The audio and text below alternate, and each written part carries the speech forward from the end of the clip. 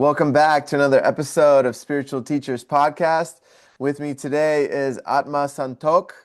Atma is a Kundalini yogi, a DJ, and an enjoyer of the ever unfolding mystery. So it's an honor to have you on today, brother. Welcome on. You're honored to be here, brother. Thank you so much. Thank you, man. We got a really beautiful array of topics today. We're going to talk about Atma's awakening journey, the benefits of Kundalini Yoga.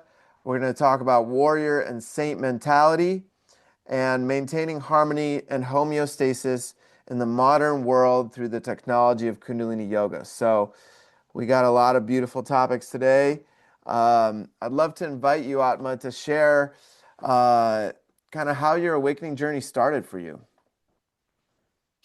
Well, all those topics sound extremely engaging and exciting, and I trust that our friends listening will gain something out of it.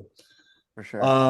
The awakening journey. Well, yeah, for me, I always wanted to feel more. I realize that more now. Um, at the time, the diagnosis was like, oh, I was convinced that I actually wanted to feel less. And that's why I was taking the drugs and doing the things and disassociating like I was. And the way that modern, people who study the condition of the human kind of box it in is that like, oh, you're doing things to kind of take down your hyperactive, experience, or your divergent experience of being in a complex and sophisticated vehicle. And nobody's unique and nobody's more sophisticated or more complex. It's just some of us arrive here from incarnationally, as somebody who has a sense of something beyond the ordinary and beyond the mundane. Why? Maybe we've reincarnated many times, and through reincarnation, we've allowed a lightness to prevail. We've allowed density to sort of release back into the universe. Maybe. I get a sense that I've sat in a cave for at least a lifetime, letting density go until I could incarnate here, very much in Chicago. So it's very much earth, heavy earth element Right.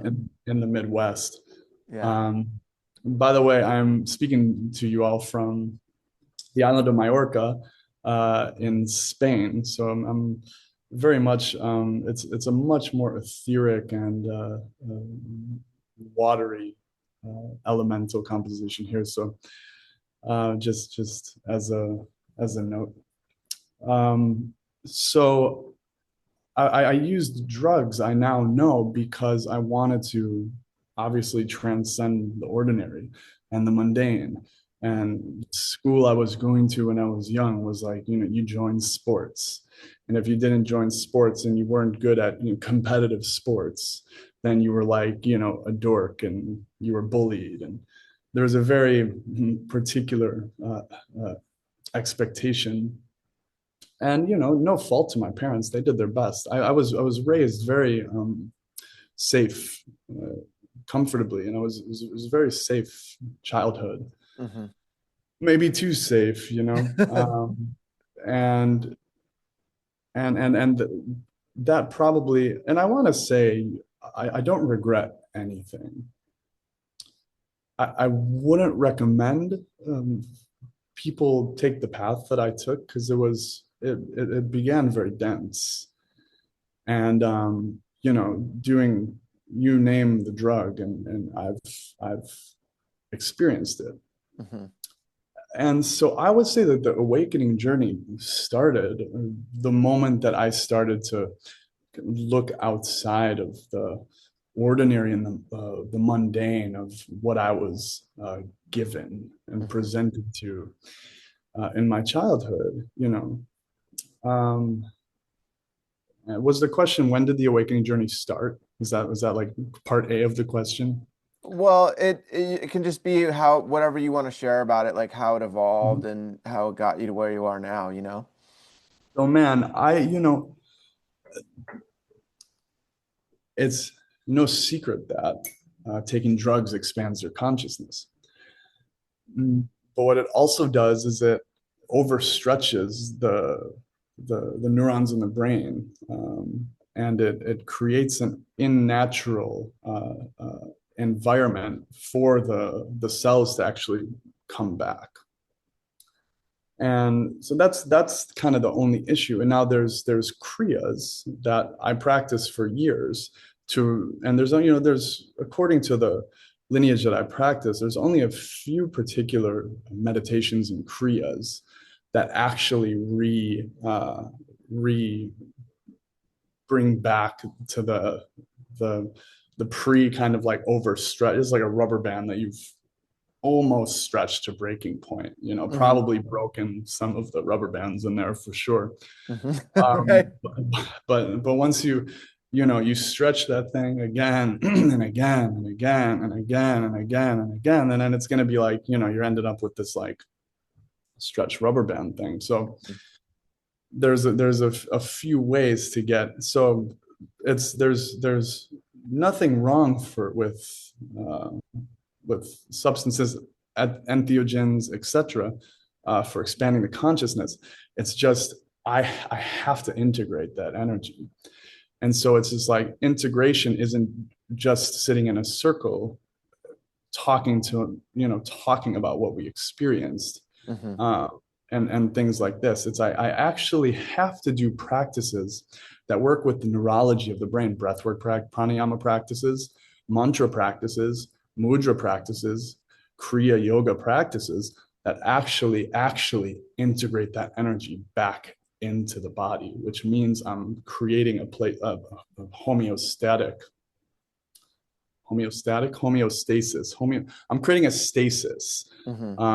from right. So I stretch, and then with the technique, I create I come back to the harmony. So and I'm bouncing around a little bit. I'm going to continue with the awakening journey, but I want to connect the dots between my practice, which is Kundalini Yoga, sadhana daily, and anything else that you could do to expand the consciousness and experience the fantastic and the sublime and the ecstatic and the blissful in the mundane. Um, Right. the wind blow. I mean, I'm walking around most of the time, and I'm just like, the wind blows one way across my face, and I'm like crying. I'm so happy, and it's not a disassociative.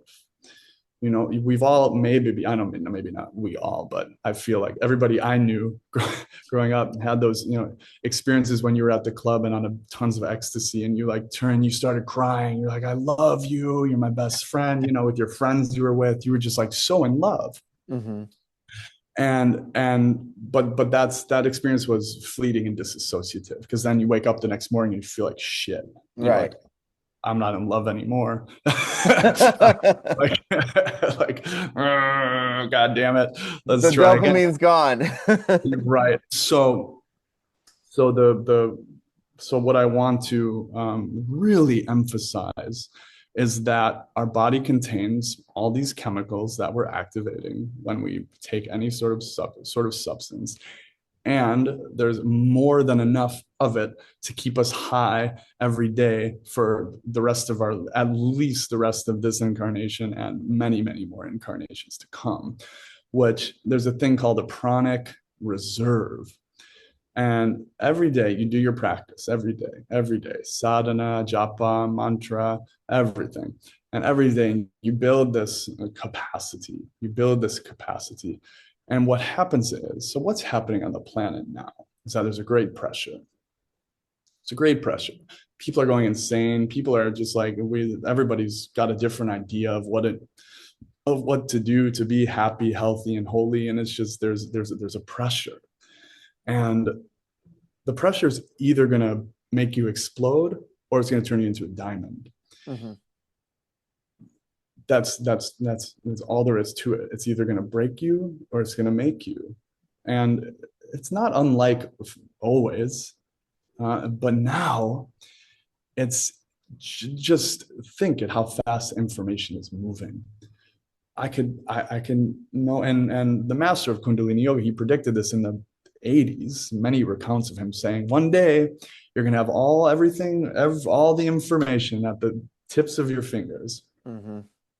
We have that now, and it's a great pressure to know so much and to be so stupid also at the same time. I know more than ever, and I feel smaller and more ignorant than ever, which is it can be that pressure can break you or make you. Mm-hmm. And so again, stretching the rubber band, right?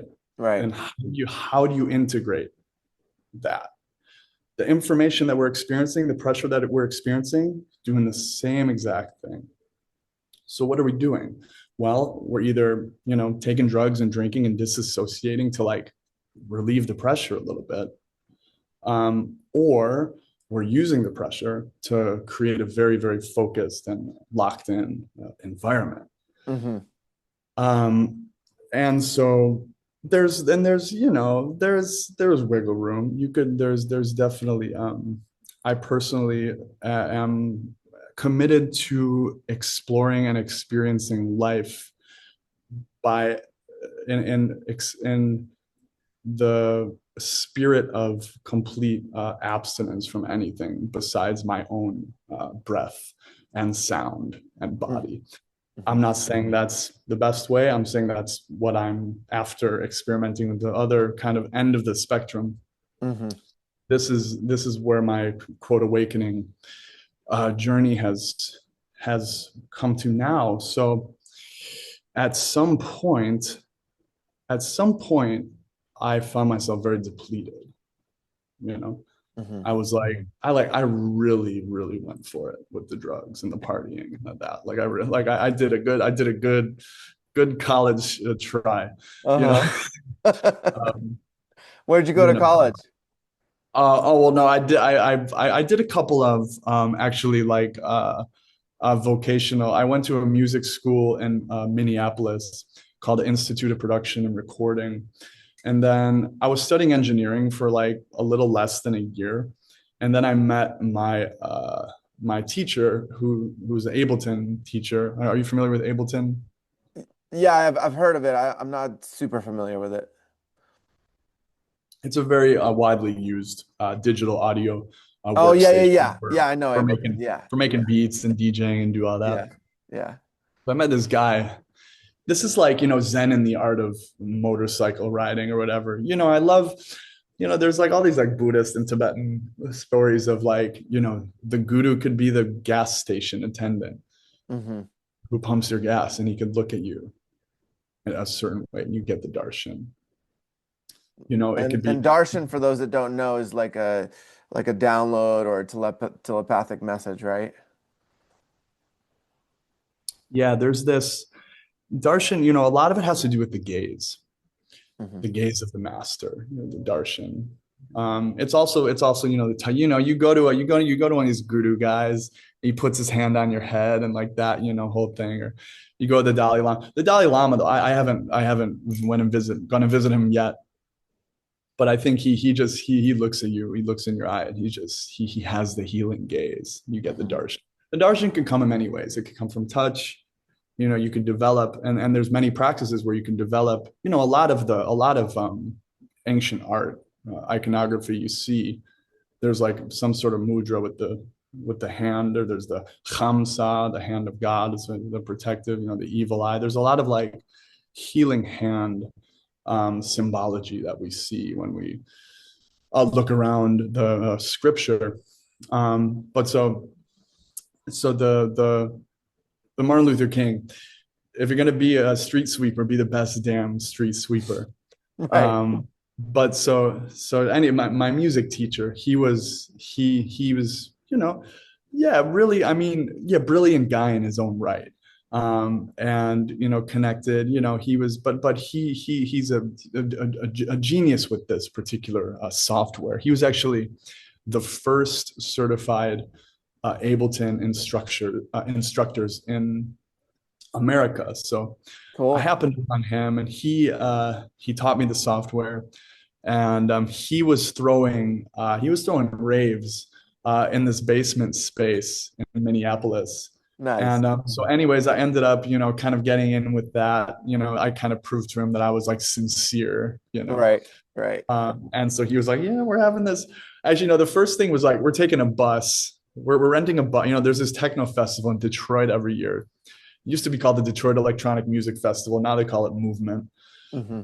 and it's a little bit more corporatized now. But at some point, he was like, "Well, a bunch of us are getting we're renting a bus. We're going from Minneapolis to Detroit to go to this techno festival. Come with, whatever." So I did. It was great. We came back, and then I started, hanging out with this whole group of people and DJing and making music. And it was a really, really like creative and beautiful period of time. Of course, I was like really partying hard and depleting myself quite a bit, but this was definitely a big step in the direction of me being able to find oneness and bliss and the creative essence of myself, beyond the fleeting of the fleeting dissociative tendencies of being really sensitive and whatever, neurodivergent, autistic, whatever you want to call it. They're throwing around all these diagnoses for us, like really sensitive souls, and souls that have moved a lot of density through who knows what kind of like martyrdom. I happen to feel that I'm drawn to the Kundalini and the Sikh path, because the Sikh religion is a martyrdom. All of the Sikh gurus, they became gurus because they were able to sacrifice their life for the betterment of humanity. And so that's one big reason why I'm really drawn to the Kundalini path. But so the music, my teacher, and so that was kind of a whole really beautiful period of time. And then eventually I met a girl, and she was practicing yoga, or a yoga teacher, I can't remember. Um, my my life is really it's really a story of just a lot of grace. Mm. Just there's just a lot of grace that's been infused in my life, and I'm really grateful, even like the darkest moments. I mean, like my mother, the yogis say there's no greater power than the prayer of the mother in the Hmm. universe. Yeah. No greater power than the prayer of the mother, period.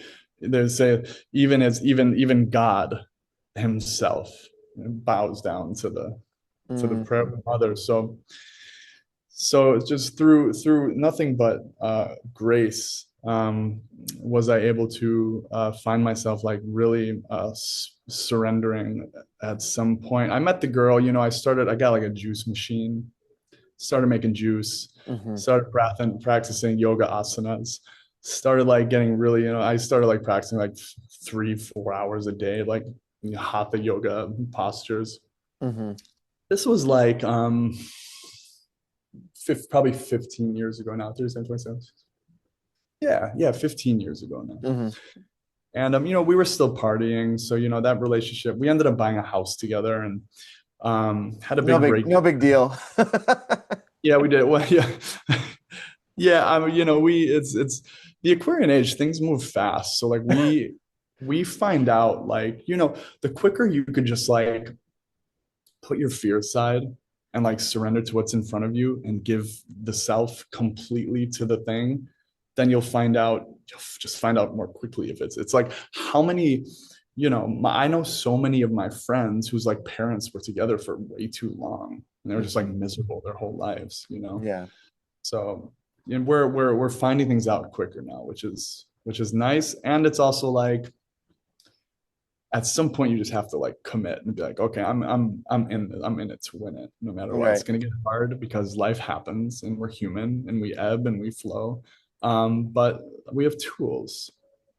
We have tools. So again, I'm gonna bring it back to the importance of if people listening get one thing out of this talk, I want them to the thing that I'm endorsing the most, as a person who of happiness prevails in life, of whose life happiness prevails in, Hmm. um it's only because my daily practice, and because the daily practice, it turns any adversary into friend. Everybody Hmm. becomes a friend. Hmm. And I think there's probably some like many ecstatic poets writing about the friend, but the friend is everywhere. There is nobody, there's no stranger, there's no enemy.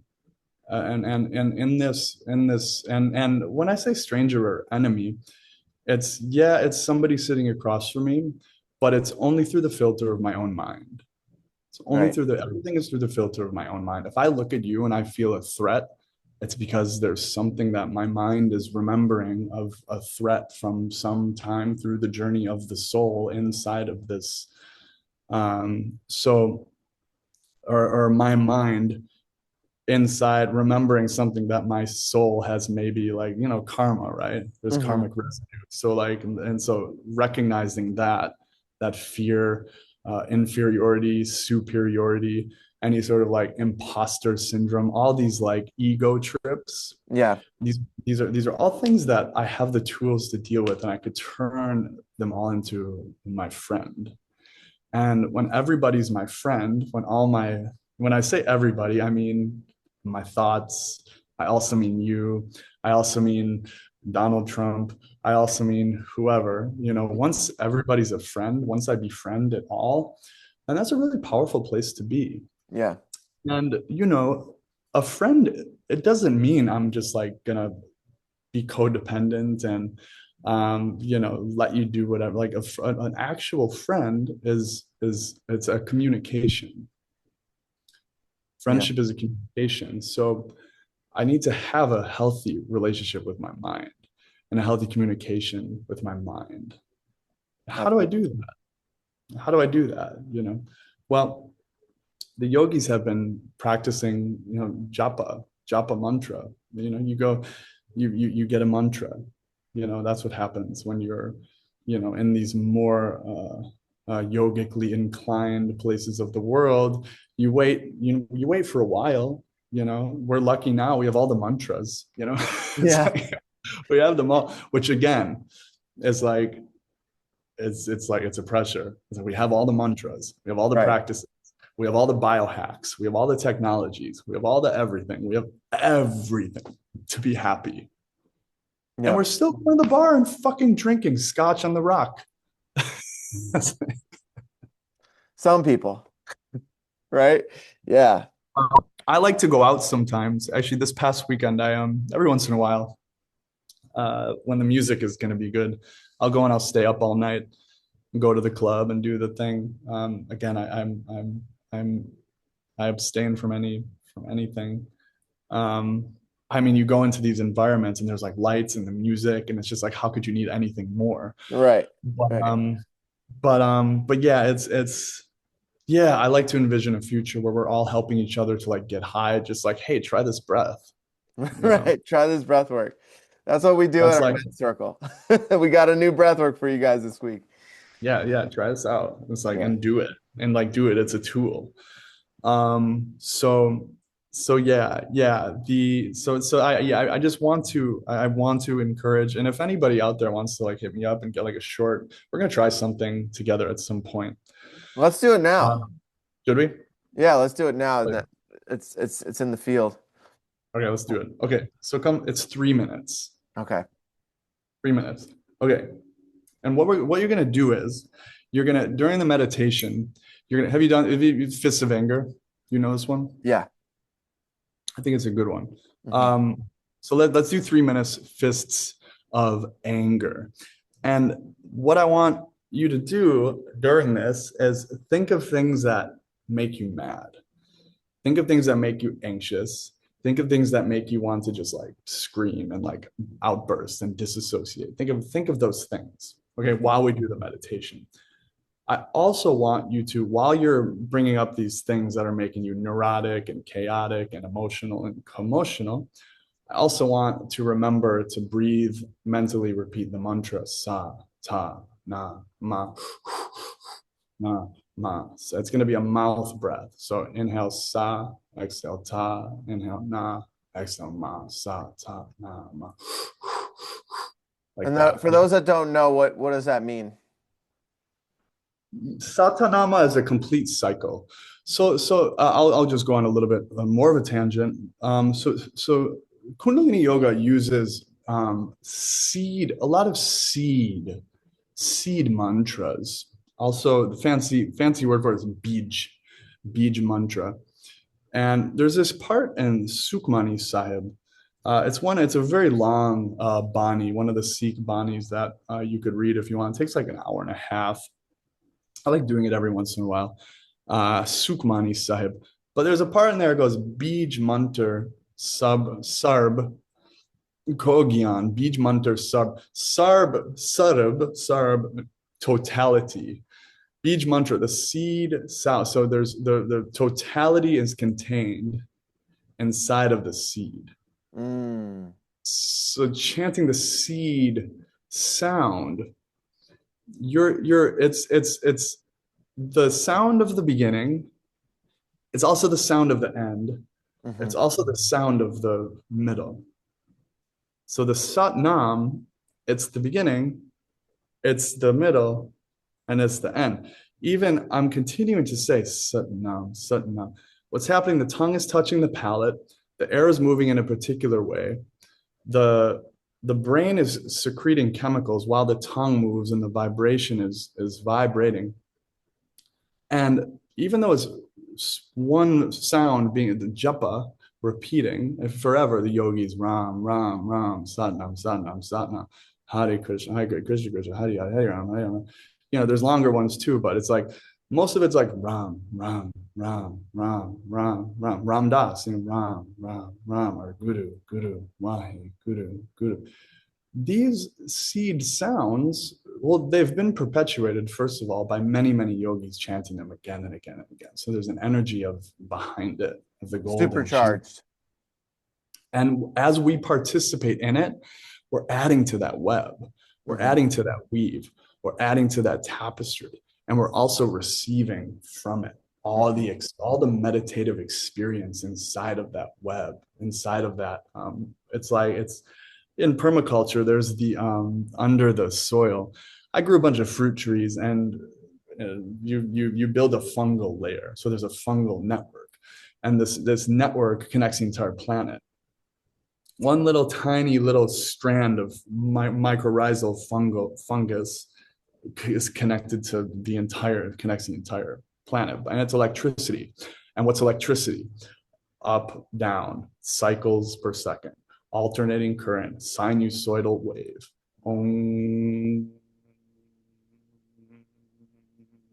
We're electricity. So when I vibrate a harmonic sound, it brings my whole experience of life into harmony. What's the monkey mind? It's disharmonic. It's like, oh shit. I'm not gonna get this. I'm not gonna get that. I didn't do this. I didn't do that. My mom, my dad, my blah blah blah blah blah is disharmonic. Mm-hmm. It's not. It's not. So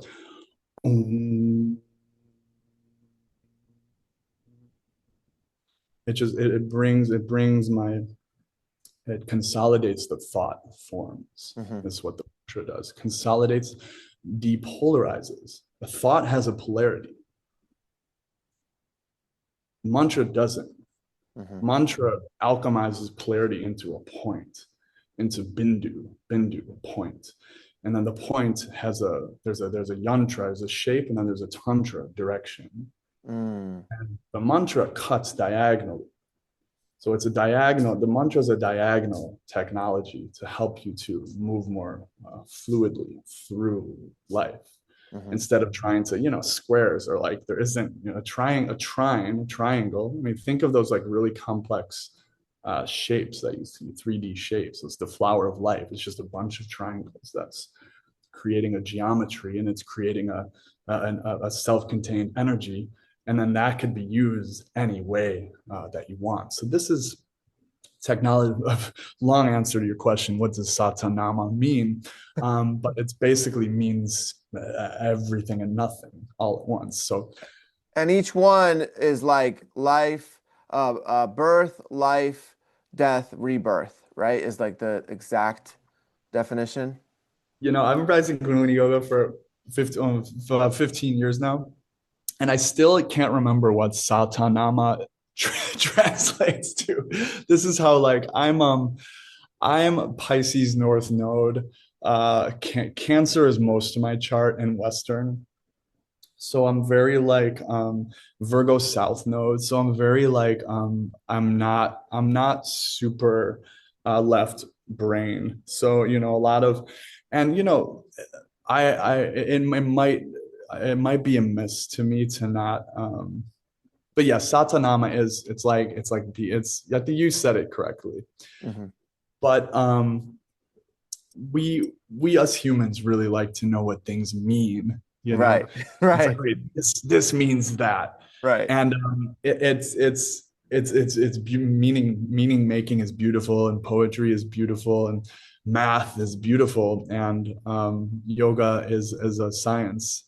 And it's Ayurveda, science of life. It's the flower of life, and it keeps blooming and unfurling. So the practice of the mantra, more than what the translation is, and the experience of practicing the mantra is what it means.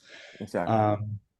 So it's nameless, it's formless, it's desireless, it's timeless, it's spaceless, it's all these things, and helps the practitioner to rise above all these structures, societal, and otherwise, that have to do with time, space, names, outfits, Right. occupation, all these things. The mantra is beyond it all, because it's it's it's what all is made of, but it's also beyond all. It's what matter is.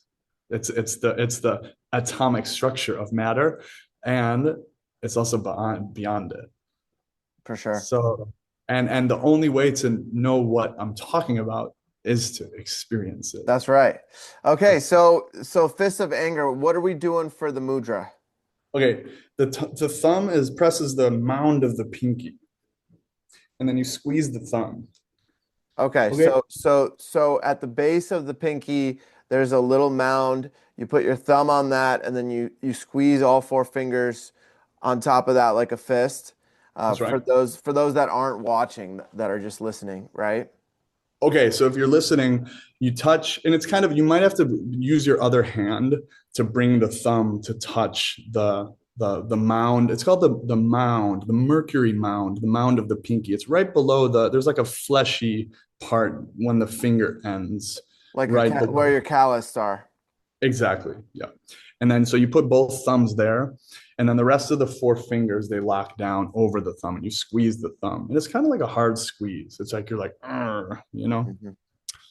And we're going to use a O mouth, a rapid breath through the mouth. And the mouth is going to be in a shape of an O, Mhm. and it's going to sound like this.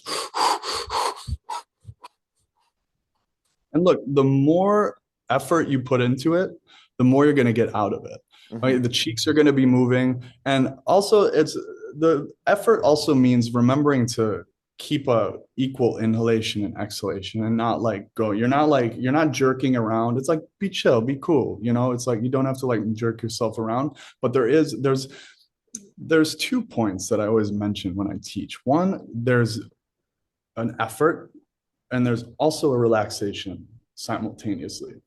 So in this meditation, it's quite dynamic. The arms are moving, the breath is moving powerfully, but there's also a relaxed attitude. Hmm. So I want you to find the effort. I'm gonna be moving the arms. I'm gonna be moving the breath. I'm gonna be moving the mind. Sa, ta, na, ma. And then there's also I'm going to be there's a relaxed attitude as well that comes from kind of inside. I can't really it's really unexplainable. It's And like this a is centering, actually right? Like feeling centered. Hmm. exactly. And this is actually where your power comes from, not from like Hmm. but like find the power from your and like if I told you, okay, let's do this for an hour, you would be able to because you're not overexerting yourself. You're exerting yourself perfectly. And Hmm. that's what Kriya is. You know, you go to the gym and you're like, you know, I like to go to the gym sometimes, and but you like, you lift as much weight as you can, and you push it, and you like one more, and then you're like tired afterwards, and Right. you're overexerting yourself. Hmm. That's not what yoga is. That's not what yoga and meditation is. It's yoga meditation is Kriya is I'm perfectly exerting myself. Mm, I'm beautifully said. perfectly exerting myself. I'm creating a free energy device, a toroidal field of myself. Hmm. And so that I'm not losing any energy. I'm giving myself energy. I'm moving around, I'm moving about life. I'm being really powerful. You know, in this example, I'm moving a lot of energy. I'm moving my arms, I'm moving my breath, I'm getting mad, I'm chanting Satanama. But as you will see in a moment, we're going to end the practice after 3 minutes. And you're not going to be like, oh, I just did like 10 reps of 100 kilograms. You know, I Right. need a rest now. You're going to be like, wow, I feel like I just, you know, drank a cup of coffee or whatever, you know. So let's try it. Yeah. Let's try it. Okay. So the fingers, the squeeze the thumbs, and it's an all mouth breath like that. And I'm making a backstroke motion. You need to clear the top of the head over the top of the head with the breath. Okay, eyes closed, go. It's 3 minutes. And it's Focus at the third Satanama. eye. Yep, eyes closed, focus up and in at the third eye, and think of things that make you mad. Everything.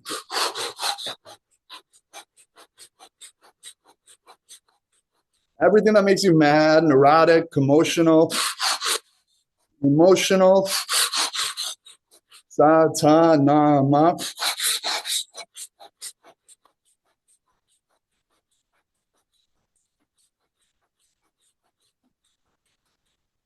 Don't be shy.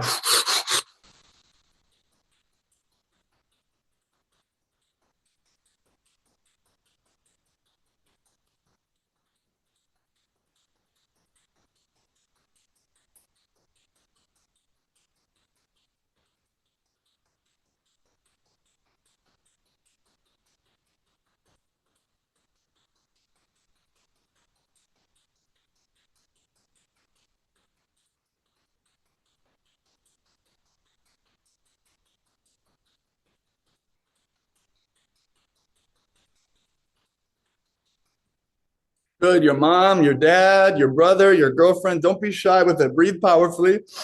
90 seconds to go. Halfway there.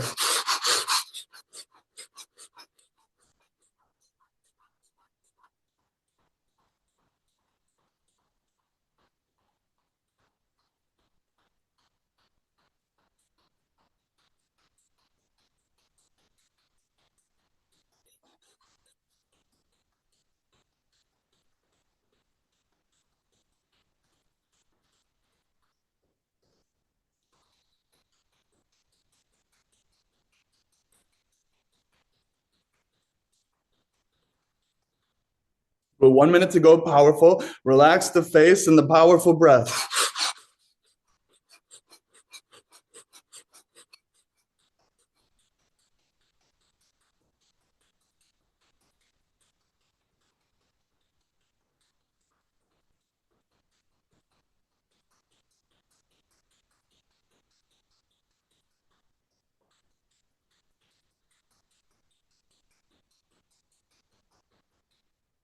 30 seconds. Go.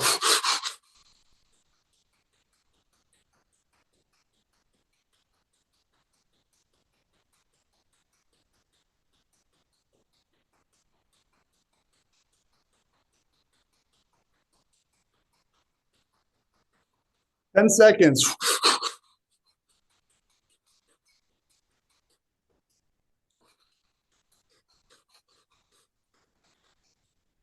Now interlace the hands like this. Breathe in.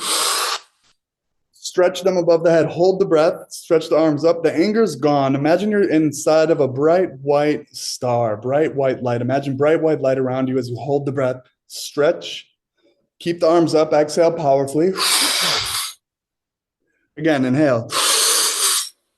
Stretch the arms up. The hands are facing upwards. Interlace. Stretch. Tighten the body. Tighten the muscles. The spine. Stretch the spine up. Stretch.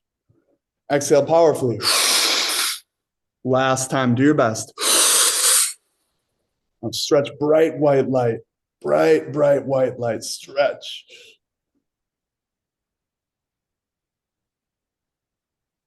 And relax.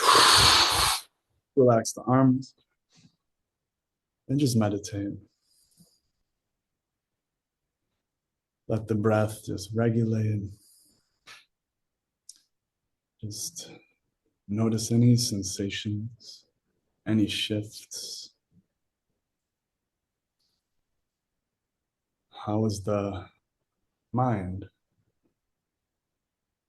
Is it quieter, louder?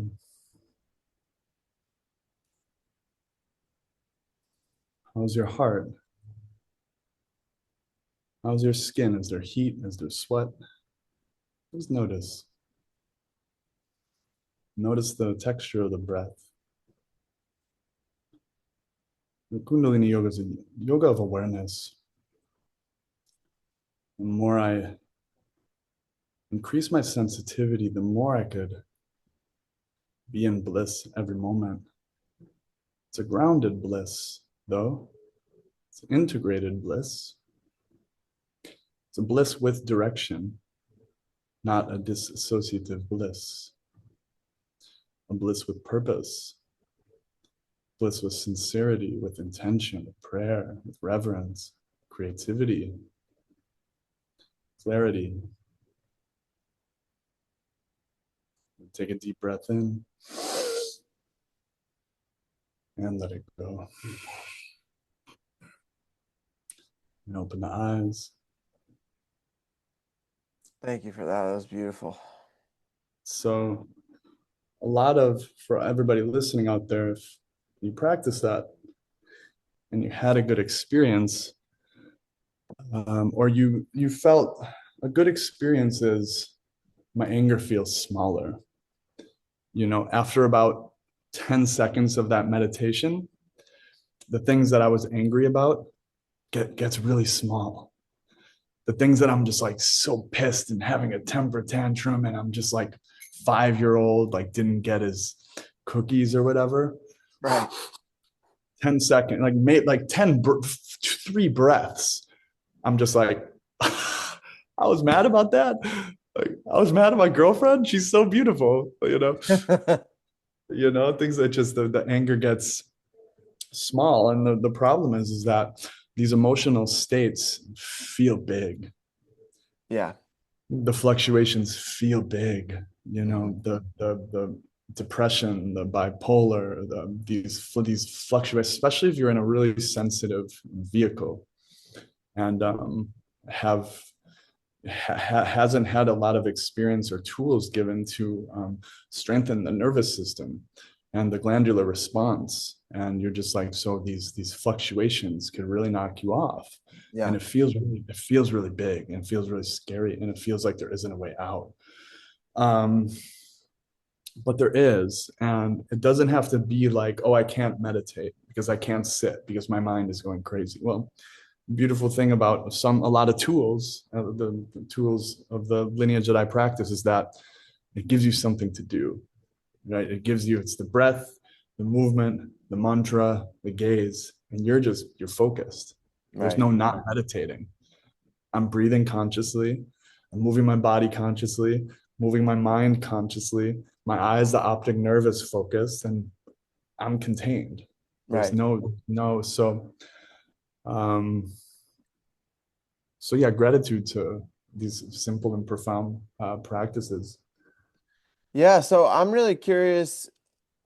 I Kundalini Yoga has changed my life completely, and I'm also a Kundalini Yoga instructor as well. And uh, for me, Kundalini Yoga showed up in a really unique place and in a really unique way. I kept looking, I kept trying all these different yogas, and I was like, that's not it, that's not it. And then when I found it, I had this profound experience, and I was like, I need to teach this. Like from the first day I tried it, I was like, this is really amazing. What was your experience like finding Kundalini Yoga?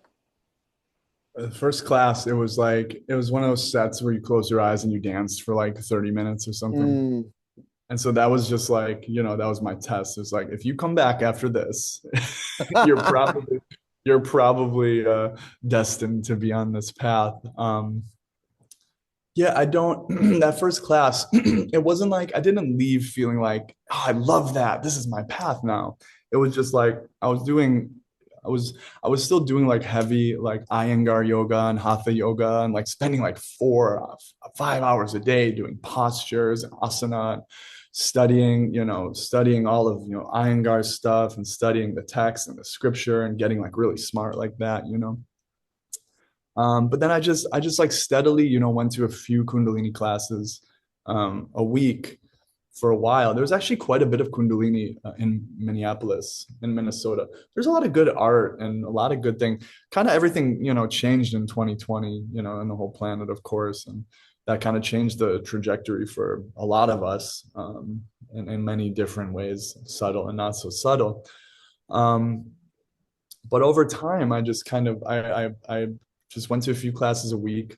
I went to India. I did a hatha training. I wasn't like fully Kundalini yet, but I got back from that hatha training, and I found a teacher. He was doing a 40-day challenge. I came across it, and it was a Sat Kriya challenge. And so that was Mm. like the first time. This is like, probably 10, 11, 12 something years now ago, something Mhm. like that. And this was the first time I did, consecutive days. So there's the next level of me. The emphasis I want to put on this talk is, one, there's tools to feel better. There's innate tools to feel better, to feel more than better, to feel high, to feel blissed out as much as you want.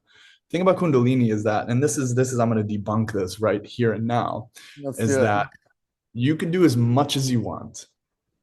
I've kind of gone like very like quite enthusiastic about the practice where I'll like several days in a row be like 16 like Kundalini trainings, and it's like you wake up for sadhana and you don't stop until 9 p.m. So Mhm. that's 4 a.m. to 9 p.m. straight Kundalini yoga. There's breaks, there's food, there's this. Or it's like white tantra yoga for 3 days straight. And with Kundalini, my experience is that more is more. And it's because it's a technology and there's a built-in safety mechanism to it, because you're using the body, you're using the breath, and what are we doing? Exerting the perfect amount of energy, right? If you're feeling like tired, if you're feeling like super like, sometimes you get the tantric flu, sometimes you heal something deep, sometimes you go, sometimes you clear some like ancestral ass trauma, and Mhm. and you get the tantric flu, but like that's a different thing. Mhm. So what I want to say is that, yes, these are tools that can be used, what is it on the prescriptions, PRN, as needed. Mhm. Definitely, like put this fist of anger, if you get, you're feeling like a peak of anger, next time that happens, instead of doing, maybe the tendencies to disassociate, when I'm experiencing anger or fear or anything that makes me feel unsafe, next time sit down and start doing this and see what happens instead. Yeah. So that's one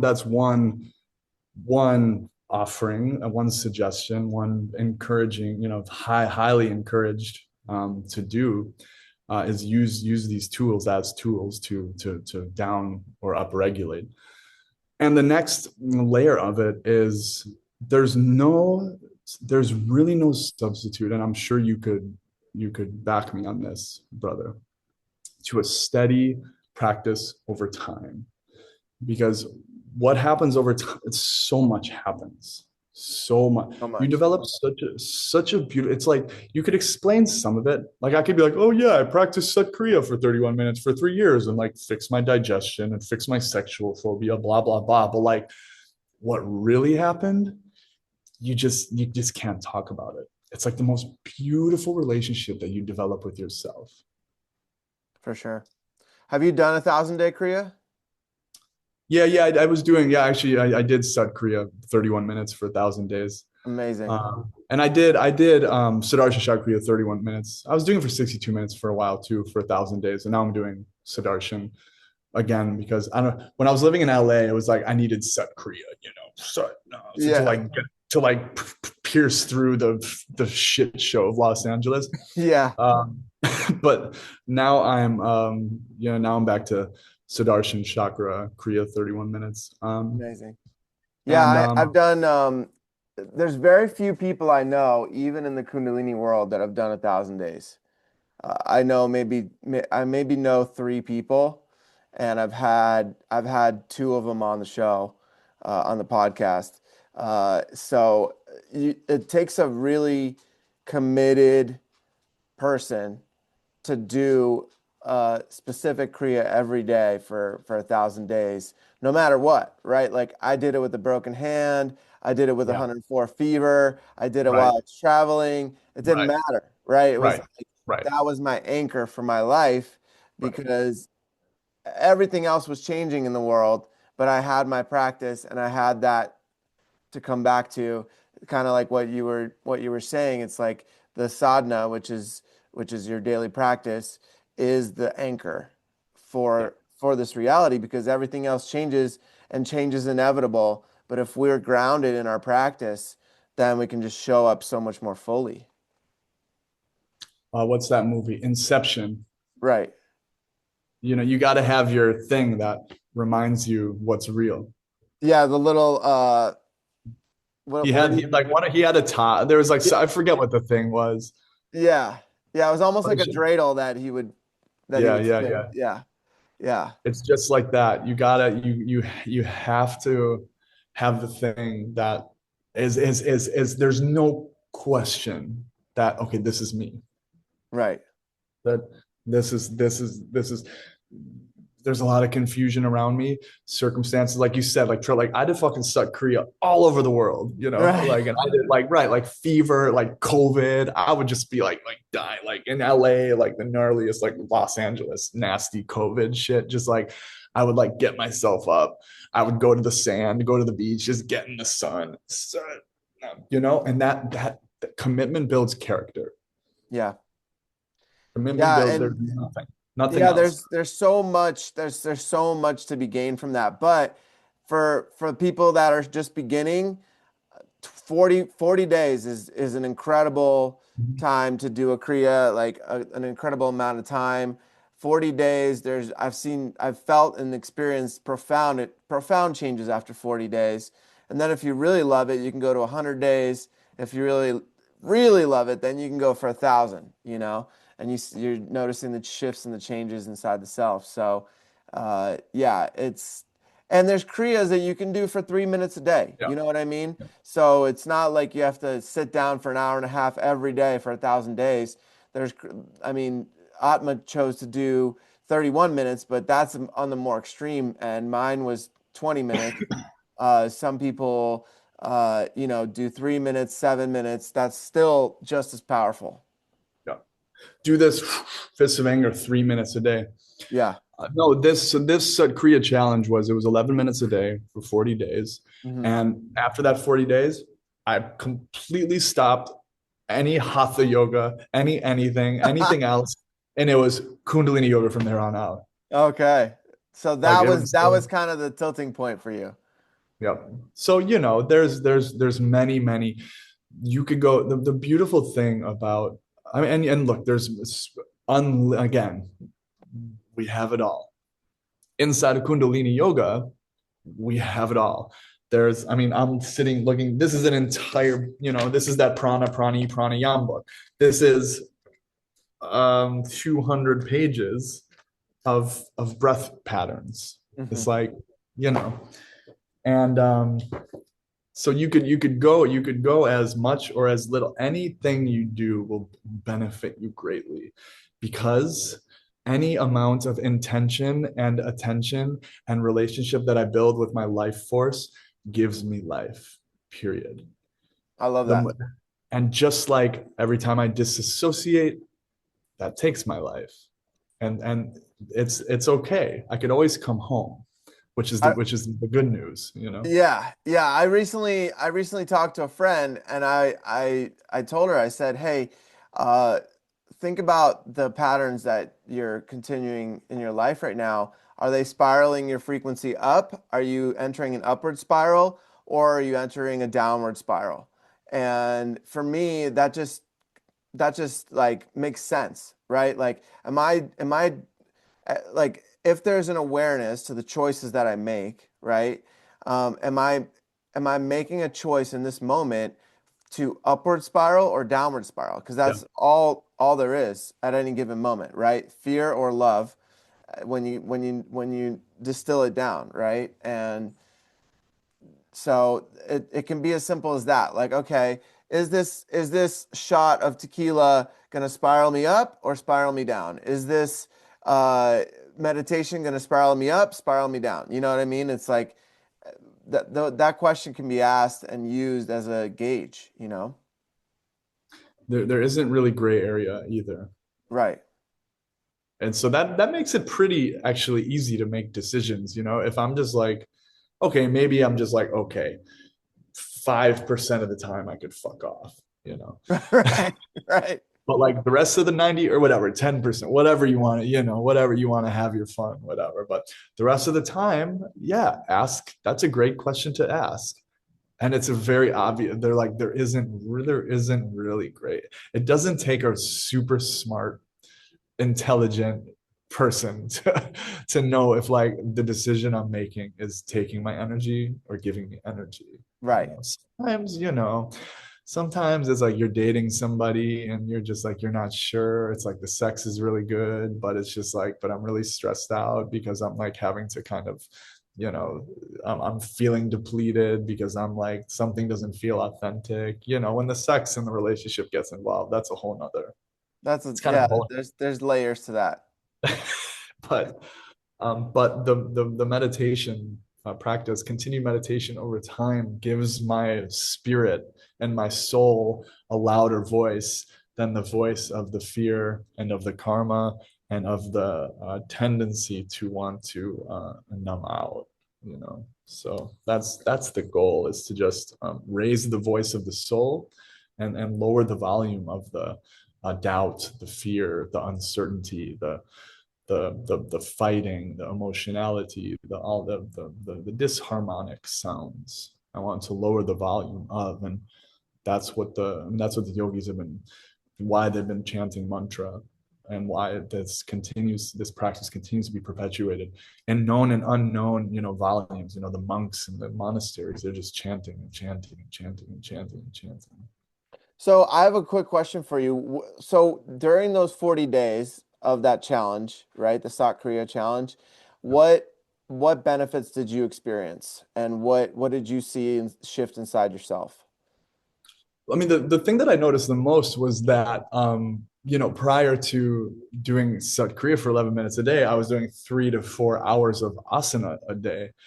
And I was just like, damn, I'm basically feeling just as good doing 11 minutes as Mm, I was doing 4 hours. That was like the right. most profound thing. Like I would like go to work actually, when I first started this, I was still partying a little bit. I was still like staying out all night. I was still drinking. I was still kind of like farting around a little bit. Hmm. So this is twofold. One, and to rewind a little bit to the healing journey question, the yoga began to be a reason to stop partying. And that was like really apparent to me. I was like, I need to not party tonight. I need to not drink tonight. I need to not take drugs tonight because I need to be strong to do my practice in the morning. Mm, That started prevailing much more as time went on. But once I started doing the Sat Kriya, not only was I like, and you do some warm-ups, you do some cat cow, you do some, so all in all, it's probably like a 30-minute practice every day. Hmm. Um, but I noticed that that 30 minutes was giving me just as much, if not more, than the 4 hours of asana.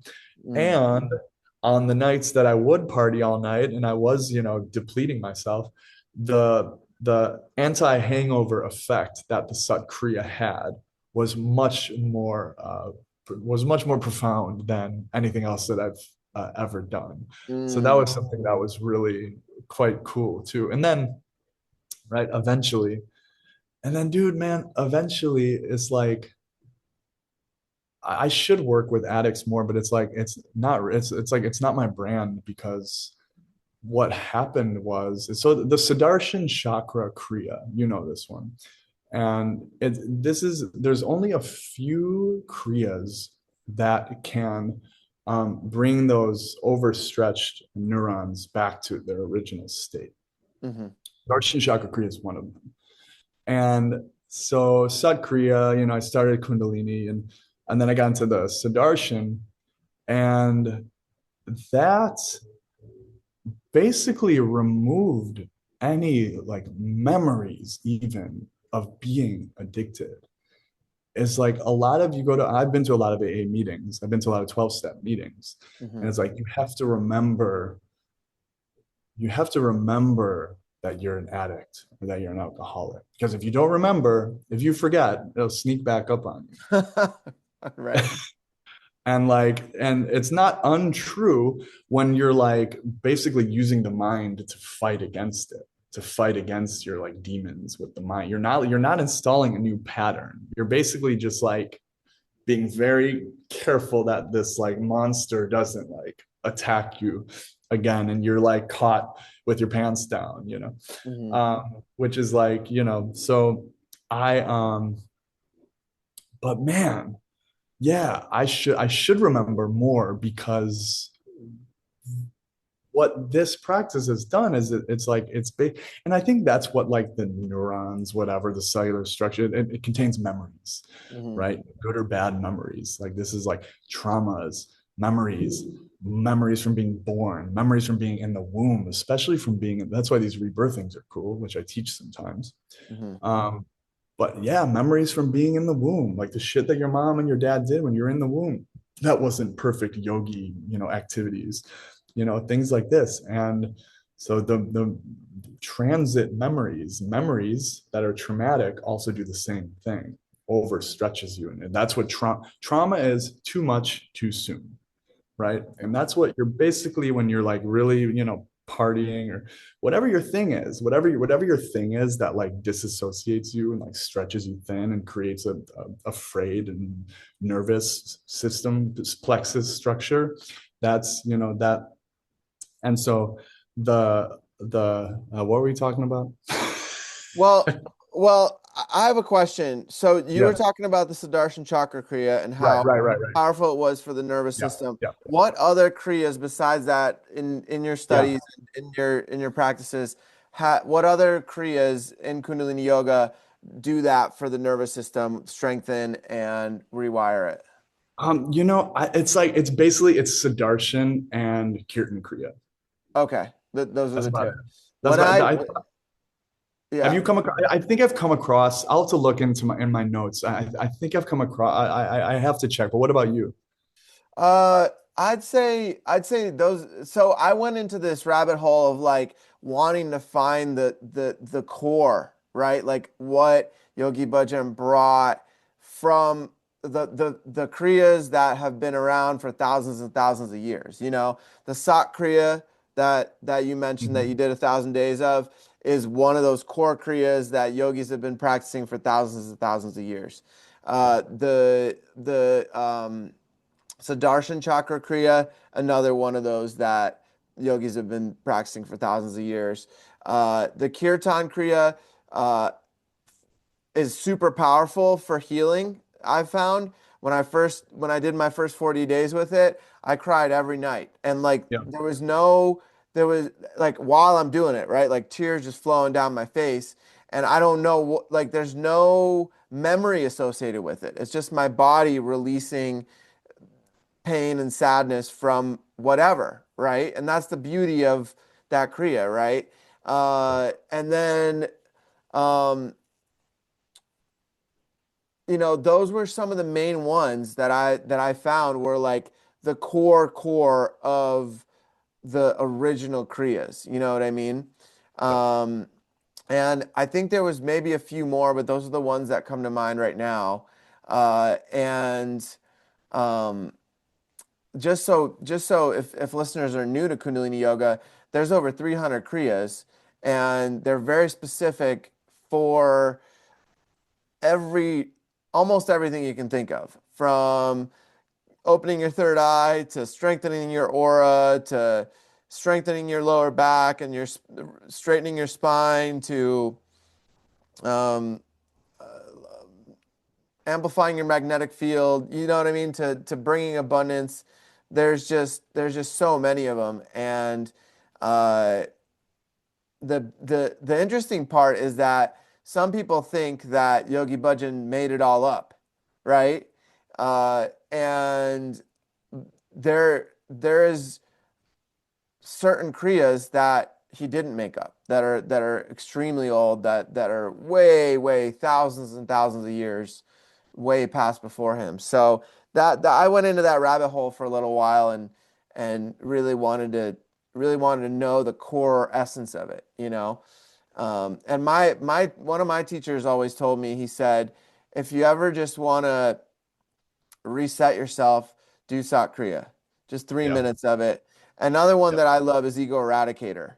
I think Yeah. that one's profound, where you raise your arms above your head, 60 degrees, fingers, the mudras in monkey hands, and then you're pumping your navel and doing breath of fire.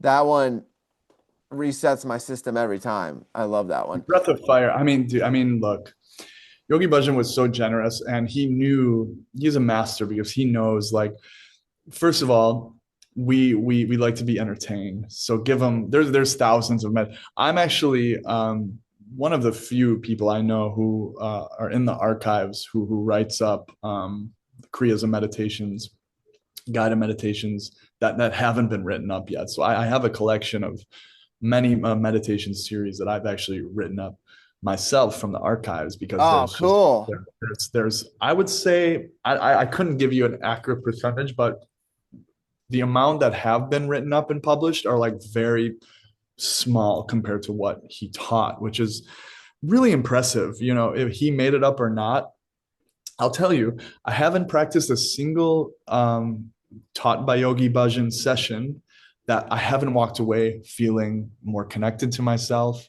more magnetic, more radiant, um, more energized, just feeling generally better. Like Yeah. not, it's just like I have not ever regretted. Now, I've regretted going to certain teachers' classes who have taught the shit wrong. That, Right, that right. that's that That's those are a the whole only, nother thing. in the practice, that's the only regret. But like I'll tell you, it's hard to wake up at 3:30 for sadhana. It really sucks. You really hate it. You really don't want to do it, but I've never regretted it. I've How never long have you left. been doing that? um this has been this has only been about 5 years now. Okay. But you've been doing it every day. It's I go through phases. It's like I'll go through periods of time. Like I'll like, we always do every year we do 40 days leading up to summer solstice of 2.5 hours of long echo cars, Oh, you know. beautiful. And so we do that. And then, I'll go through periods of time where it's like every day, like 40 days before this, or there's like a moon, or there's like a planetary thing. But usually it's like right now that we're just like, we are leading up to solstice now. And I have been doing, but it's like, I'm at least like, it's like 4 days a week that I wake up. But Nice. sometimes now that we're going up to solstice, I'll probably pretty soon here start waking up every day. And for But those that Yeah, for yeah, those go that ahead. don't know, what's the benefit of waking up at 3:30, 4:30 in the morning? Well, the subconscious mind is the most active during that time, so you get the best bang for your buck. The whole objective is to let the thoughts in the mind that are destructive to leave, Hmm. and to separate to emancipate myself from the self-destructive patterns and habits that all come from a thought. Everything that's destructive in my life comes from repetitive thoughts that continue to haunt me because I'm not dealing with them, Right. and traumas and things like this. So the subconscious mind is the most active during, it's called the Amrit Vela, the nectar hour. And also the third eye is the most active too, because of there's a particular angle of the sun from 3 to 7 ish. This time of year is nice because the sun doesn't rise, at least here, until like freaking 8 o'clock. So you could cheat a little bit this time of year, but there's also a Amrit, it's called something else in the evening, 3 to 7 ish. In the Okay. evening, it has a similar angle of the sun on the similar effect to the glandular and nervous system. So that's all. It's like the most irritating time of the day, and Mm. it's the most subconsciously active time of the day. So it's like it's really hard to wake up. Even like, man, it's like I've been doing it for a while, and I'll go to bed and like I'll feel so great, after sadhana all day. It's like the best day ever. I feel so high and good and like, unfuckwithable, excuse my French. And I'll go to bed and be like, cool, I'm so excited to wake up again in the morning. And without fail, man, the alarm goes off at 3:30. I'm like, and the mind starts going. It starts trying to convince you to like go back to sleep. Don't wake up. You're fine today. Oh, it's cold outside. Nobody's gonna come. It's like every freaking excuse in the book, you know. Right. Right. Right. then, and then I'll tell you, man, I get out of the house, I come here to Rama, I sit down, I start chanting Japji, and right away I'm like, wow, I'm so glad I came. Like immediately, as soon as I start, I'm like, good job. And And that's the thing too. It's yeah, go ahead. for those that don't know what the Japji is, can you share a little bit about that? Yeah, Japji. So the Sikh religion started with, there's 10 incarnations of one guru. And this guru's name is Guru Nanak. Guru Nanak. Nanak means no, has been translated as no negativity. No negativity. Nanak. And the story of Guru Nanak's enlightenment is that, well, he's kind of known as a singing saint because he would travel around singing Gurbani and lifting people up with the Gurbani and the spirit of the Guru and chanting the name. Mhm. And he was a very, very kind and like jovial being. But the story of his enlightenment is that he disappeared into, I forget the name of the river. I need to get my my history right. But he disappeared underwater for 3 days, and then everybody was like wondering if he was dead or whatever.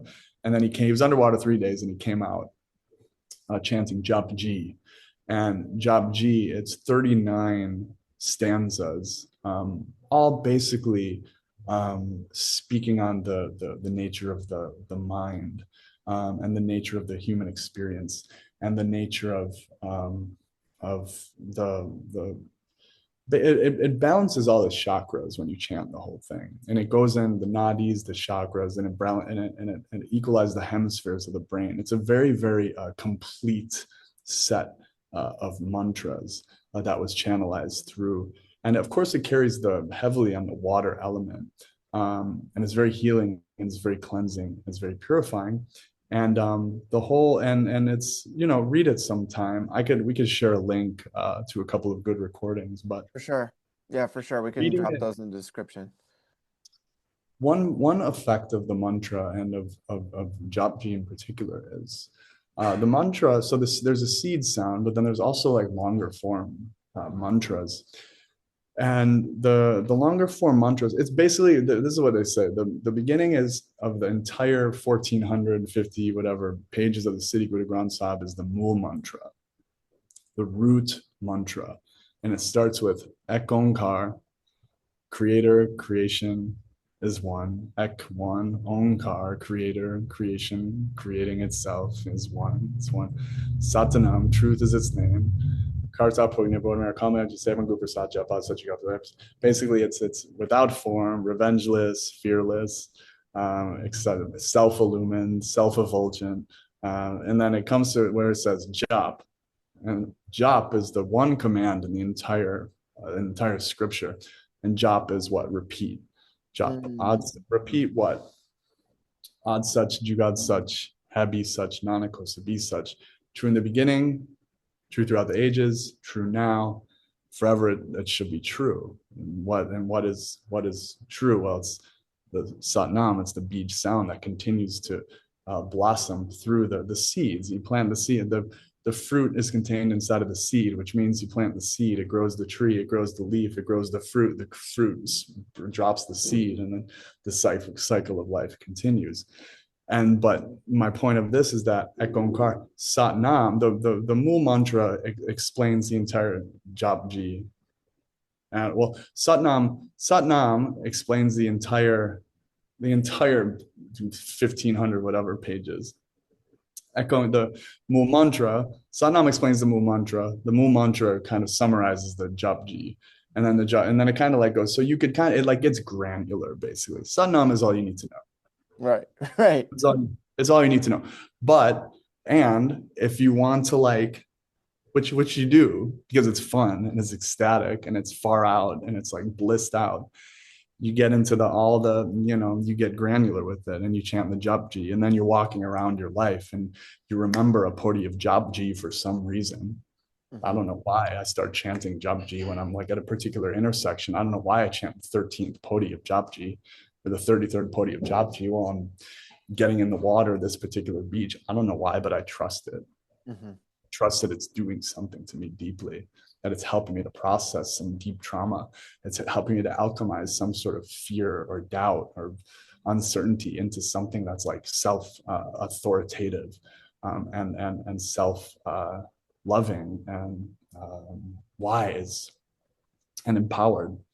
So Yeah, yeah, for sure. And so the Japji is the first part of the Aquarian sadhana, right? And the Aquarian sadhana is a 2.5 hour practice that can be done at that Amrit Vela at that 3:30, 4:30 a.m. mark. And what happens? What comes after the Japji? job is about 15-20 minutes, depend on how fast you want to do it. And then it's about an hour of yoga, and then it's about an hour of, well, it's exactly, well, it's how many mantras in it is it? It's I think it's Langya six, Konkar, right? Langya Konkar, Vayanti, Mool Mantra, Satsirikal, Rake Rakanahar, Waheguru Wajio, Guru Ramdas, 7. Okay. Six if you're not counting the morning call. So, Right. Okay. but you're chanting 6 mantras, 7 mantras, one the long Ekonkar, and then one is, which we all love the most, is you're in this hero posture, Virasana, when you're sitting on the left heel and then your right foot on the floor, your hands like this, and you're looking tip of the nose. This one just so happens to be 22 minutes long. Sorry, he made the one that's the sitting on the heel, the eyes open, the longest one, but anyways, it's sadhana it's nothing but a self victory. Mm-hmm. Mm-hmm. Because you're starting your day already like victorious. You've already accomplished something huge, and it's only 6 a.m. by the time you're done. You Yeah, know? and then if you're really ambitious, you get in the cold shower first. You wake up your capillaries. You rub you get really nice and feeling really nice and sparkly. And then you start the practice. You do some exercise. You do some chanting, and then yeah, you feel super awesome. Yeah. There's nothing like it. There's never been a time when I've done the Aquarian sadhana that I didn't feel ready for the day in on a different type of level than anything else I've ever done. I've done all kinds of practices in the mornings, from listening to various Hindi mantras to working with Hape to just sitting in meditation. The Aquarian sadhana just takes it to a whole nother level. And if you're doing it with a group of people, it's even more powerful. Yeah, it's beautiful. Especially if you go to these like big Kundalini gatherings where there's like hundreds of people. Oh It's yeah, just there's nothing like it. for sure. For There's sure. nothing like it. For There's nothing sure. like it. Well, I wanted to ask you, one of our topics was um, the warrior versus saint mentality. Can you speak into that a little bit? Yeah, I mean, what's that quote? I'd rather be a warrior in a garden than a gardener in a war, you Right. know. So I think again the a common thread between there's 10 gurus and they all have different names, but they're also known as there's 10 Nanaks. So I couldn't agree. I know I can name both of them, most of them, but it doesn't matter.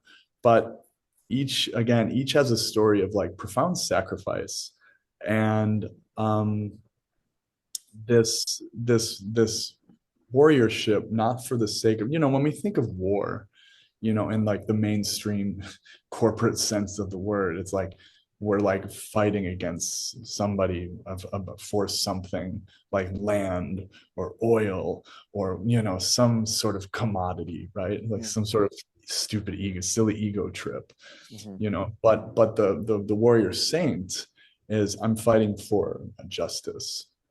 And it's not like it's there's a these days the word kind of justice is being, translated in many creative ways, and a whole nother, there's many false victims. I'm sorry to break it to you, but I'm not telling your viewers anything new, but there's a lot of false victims, and it's to no fault to anybody. We've been programmed to feel like we're born to sin, and that we're broken, and that we're not, and I'm not empowered, and I need there to be some sort of external shift in order for me to find safety, in order for me to find harmony and balance and health and wealth and everything. Um, but the warrior saint, there's a lot of stories of how there were these a lot of uh, Muslim uh, there was Muslim armies that would come in and they would try to get everybody to change, their religion essentially, and be Muslim. They were trying to there's a lot of ethnic cleansing that was being attempted. This is it's always, I don't know why this is such a it's such a brutal human thing that like my religion is right and I need to like force it upon you. It's like such a human, such a toxic human thing that is quite a mystery to me. But there's many stories of not just the Sikh gurus, but a lot of Sikh like babas and sadhus, um, and saints who would basically they would cut off their heads to save their their people from getting ethnically cleansed. Hmm. So this is the type of sacrifice. And these days, it's not like I'm not gonna like cut my head off per se, but um, give the head give the head to the heart. You know, Right. Like this is bow, this is bow in this is reverence. this is the metaphor. Is that I lower my head. I give my ego, right? Because there's a war going on inside, Hmm. and consciously or subconsciously, I'm trying to. I mean, look at the social media climate. Everybody's trying to convince everybody that my idea is the best. Hmm. It's like you have to like this. Oh, I did this research, and you have to eat meat. No, you have to eat vegetables. No, you have to eat fruit. No, you have to not eat at all. No, you have to. It's like, you know, that doesn't help anybody. You know, so the sacrifice today in the age of information is, I sacrifice what I think I know, so I could become an empty vessel, and I could be filled with the love of God.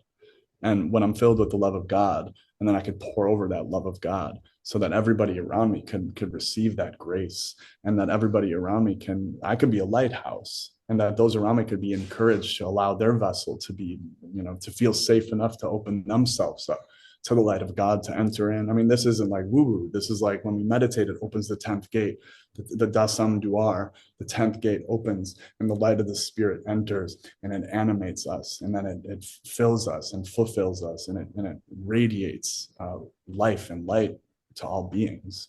For sure.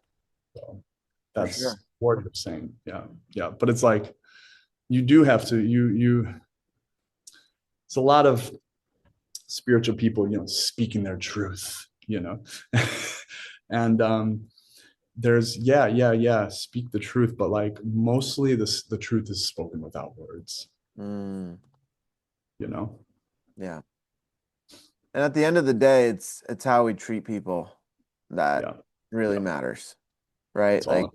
you can do all the practices, but if you're getting up off the mat and going and losing it, what's the point?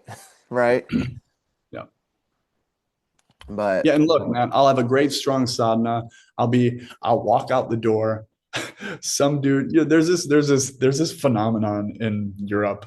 People really like to take up the whole sidewalk. It's just like a really like tranquilo. Everyone's like siesta. It's like very relaxed here. It's like a culture shock if you come here from like, any city in America. uh-huh. So it's like people really like to, they like to walk in the middle of the sidewalk and walk really slow and take up a lot of space. And their dog is here. And it's just like, it's cool. I love it. It's awesome. But it's like, sometimes I'm just like, I'm in a hurry. I'll have the best sadhana, I'll be feeling great. I'll be feeling empowered, be feeling strong, and some like little old lady will be walking too slow on the sidewalk and the war starts. Mhm. That's when it's good to go take a dip in the sea, right? Yes, yes, yes. No, there's always an opportunity to have compassion for yourself and to be patient and to laugh at yourself. Really, I need to like it's we need to, I mean, life is serious and the suffering is real and we need to take that seriously, and we need to like, if I have the opportunity to help somebody to feel better and that means me giving something away, and like, maybe I'm scared of losing something by giving it, which is like such bullshit, but like if at that moment I could like realize, okay, yeah, life is serious and I need to give and I need to help people to feel better, and I also need to like laugh at every opportunity because it's such a cosmic joke. It's like such a creative, beautiful, entertaining circus, this planet. Yeah, I listened to a channel last night on a podcast, and this being that she was channeling was mentioning how suffering hasn't in this reincarnation isn't one of the key lessons anymore, Mm. and how we don't have to lean into suffering so much because we can alchemize and transmute everything without that. We can do it with the grace of the heart, and we can have awareness and move through it with grace instead I of believe. yeah instead of having to have the suffering be the teacher. Yeah. And that really resonated for me. Um, I really feel like the suffering is directly connected to the lack of awareness. Yeah. But when we have the awareness, which for me, Kundalini has been a big part of gaining awareness of my body, of my mind, of my thoughts, then if there's awareness, then I have the opportunity to shift from a moment of suffering into what is this teaching me, or what lesson is the universe trying to teach me here, right? Enjoy life. Hmm. Just enjoy every moment. Hmm. Have the strength to do it. Even when I'm the deepest grief, enjoy it. You're never going to experience that type of grief again, like the grief of a parent dying, or of a friend dying, or of a baby being born, you know. It's Yeah, intense, but like try, like have the to enjoy what's happening to me. That's the moment. And you're right, I don't have to suffer. We're such a we I don't know, there's like we have like a funny fetish with we have had in recent history, you know, such a thing with suffering. It's like I have to like, it's like almost, it's like a lot of people seek pleasure, but a lot of it's like a lot, there's like a lot of like pain seeking just as much hmm, too, which just change the channel, change the like this is the, and this is what like a Dharma practice does, is it changes my relationship to the suffering. So suffering isn't, it's just like everything's an opportunity for me to fall more in love with this mystery of life, you know, for and sure. turn it into mastery. That's how I turn the mystery into mastery. Yeah, I mean, one of my favorite quotes by Yogi Bhajan is that I don't um I don't believe in miracles, I rely on them. Yeah. And Yeah. I when my practice is really strong with Kundalini, uh the miracles are constant, Yeah. you know. Have you noticed that for yourself? Yeah. There's no worry. I know it's going to work out. I know. I just like, there's no doubt. And it's just like, it's not even like big, like windfall miracles. It's just like, oh, like I was like, you know, I was having a fluctuation in the mind. I was mad at the lady walking. And then, you know, a miracle is being able to be like, oh, that's fun. You know, it's like the little miracles, like me being able to not, because man, the tragedy is how many people are getting completely derailed by getting pissed off at a person who's walking too slow. Right, A lot of people. right. So it's a miracle. And everybody listening out there, I want you to like recognize every miracle, that when you're able to come back home more deeply to yourself, when you want to disassociate, recognize that miracle and pat yourself on the back for it. Like, yeah, good fucking job. Like you're Right, great. Like how right, powerful you are. You like just weren't derailed. Actually, you were railed more into the essence of your soul and fell more deeply in love with yourself, filled your cup even more full so you could pour your beautiful cup of nectar to anybody who wants it, because you're in the house of miracles. You're in the house of unlimited resources straight from source. right, right. And I think the deeper layer of like your experience that you're sharing is like figuring out why an old lady walking on the road would be frustrating, getting to the core of it and then healing it so that it doesn't happen anymore instead of just finding the grace to not be frustrated every time it happens. You know what I mean? Yeah. That's the deeper work and the blessing of something like that from my perspective, right? Where it's like, oh, that doesn't there's this awareness that comes in. It's like, oh, that used to really bother me, but now I've gotten to the core of that. You know, maybe somebody in my life in the past has taken up Mhm. too, has made me smaller by them taking up too much space or whatever the scenario, right? Well, then it's also like yes, self knowledge, 100%. And then it's like put new patterns in the thing. Right. Right. Sa, ta, na, ma. And then you're like, I was mad. Right. I just put all this prana in my system and I'm feeling great. And I just reprogrammed this frayed nervous system response into something that's harmonic and powerful and directional and tantric. Like where Right. I'm mad. What is anger even?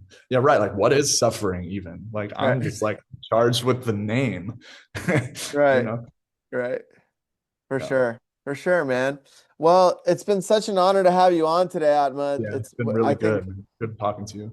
Yeah, I think we covered a lot of amazing topics and really dove into the different layers of Kundalini Yoga and even got to try some for those that have never tried it. If you want to watch the full video, it's on YouTube at it's the Spiritual Teachers Podcast or at Spiritual Teachers Channel with two N's. And we'll drop any links for you, Atma, any ways that people can take your online courses, links to the Japji. And Mhm. it's been such an honor to have you on today. Thank you so much, brother. Been an honor for me too, brother. A privilege and an honor and a pleasure. So thank you so much. Until next time, brother. Thank you.